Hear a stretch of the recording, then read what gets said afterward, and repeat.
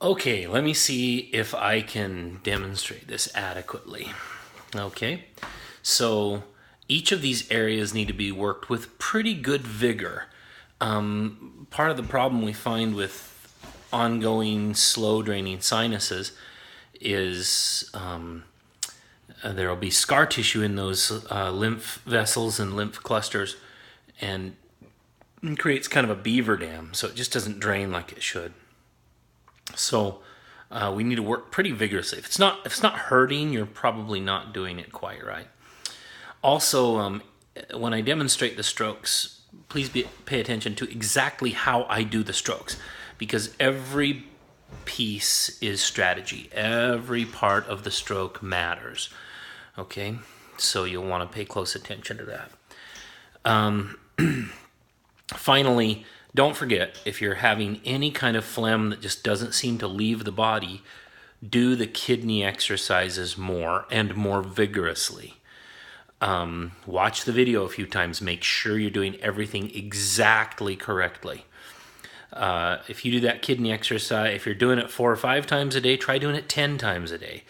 If you're using just a little bit of pressure, try using a lot of pressure. Try to build some real friction when you're doing it.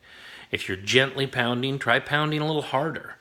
As those kidneys wake up and do their job, they'll dry out that phlegm. That's what they do. It's one of the key functions they do for a normal, healthy person. Okay, so the first area we're going to work in, I'm going to show you on this side of my body, but you'll do both sides, okay?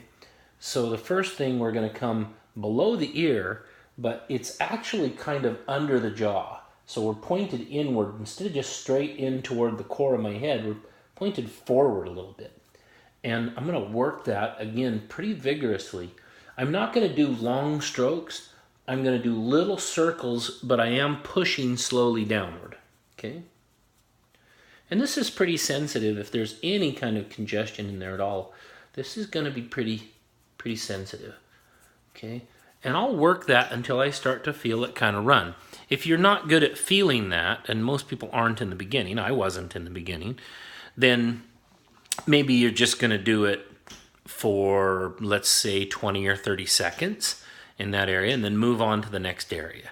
And the next area is, we're going to go down the side of the neck.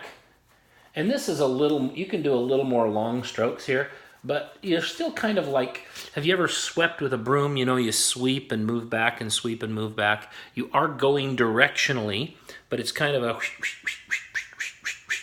so you pick up stuff you missed. It's the same phenomenon, right? Okay, I'm just sweeping it downward, downward, downward.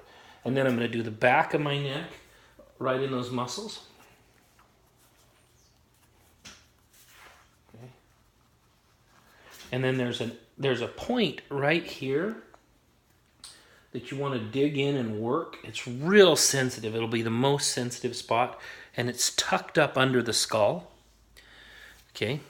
And then I'm going to come in here and work the submandibular gland.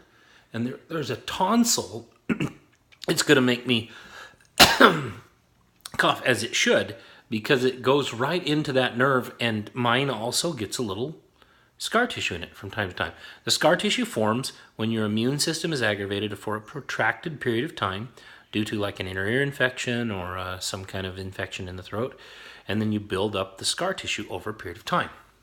But it's there, and it obviously affects my voice, and you're going to be pretty rough on that.